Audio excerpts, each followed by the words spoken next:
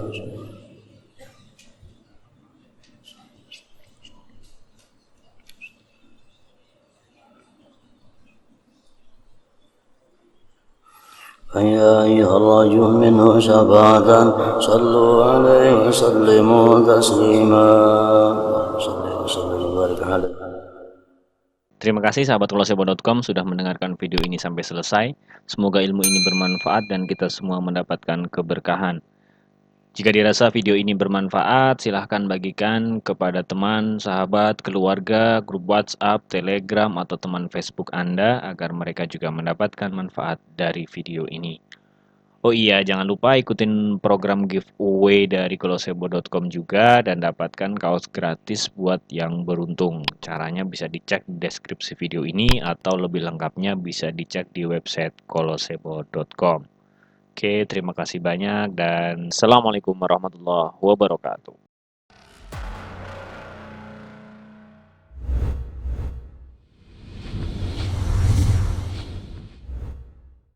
قل يا عديم أنت العديم